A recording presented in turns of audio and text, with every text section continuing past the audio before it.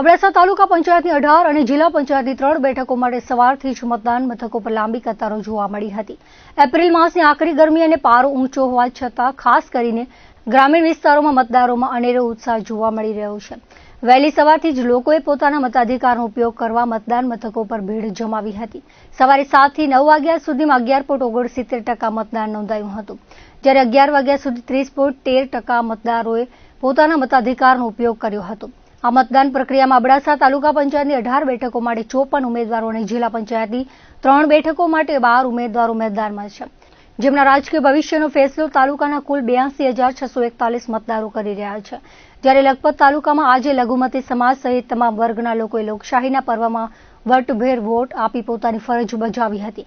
આજે વહેલી સવારથી જ માતાના મઢ, દયાપર, દોલતપર, કોટડા મઢ, નરા, બરંદા, પાણંદરો, લાખાપર, ગડુલી, નારાયણ સરોવર વગેરે મુખ્ય મથકો પર મતદારો મતદાન આપીને કામે લાગ્યા હતા। અસહ્ય ગરમી, કાળઝાળ તાપ, લગ્ન સિઝન વચ્ચે પણ લોકો મત આપવા મતદાન મથકે પહોંચ્યા હતા। સવારે 7 થી 11 વાગ્યા સુધી 36%થી વધુ મતદારોએ પોતાનો વોટ આપ્યો હતો।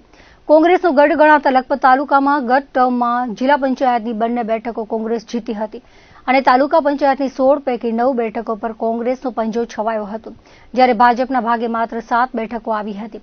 પ્રથમ 2.5 વર્ષ સુધી તાલુકા પંચાયતમાં કોંગ્રેસે શાસન સંભાળ્યું હતું। બાદમાં કોંગ્રેસના 2 સભ્યોએ સત્તા પક્ષ ભાજપને સમર્થન આપતા કોંગ્રેસના હાથમાંથી તાલુકા પંચાયત સરકી ગઈ હતી। હાલે બંને પક્ષો દ્વારા ચૂંટણી પ્રચાર જોરશોરથી કરાયો હતો। એટલું જ નહીં, ગુજરાતના મુખ્યમંત્રી ભૂપેન્દ્રભાઈ પટેલે માતાના મઢ ખાતેમાં આશાપુરાના આશીર્વાદ મેળવી દયાપર ખાતે સભા સંબોધી હતી અને સંસદ સભ્ય, ધારાસભ્ય સહિત ભાજપના વિવિધ મોરચાના અગ્રણીઓએ દયાપર ખાતે ધામા નાખ્યા હતા, જ્યારે કોંગ્રેસ દ્વારા સ્થાનિક નેતાઓએ તમામ બૂથ પર બાજી સંભાળી હતી।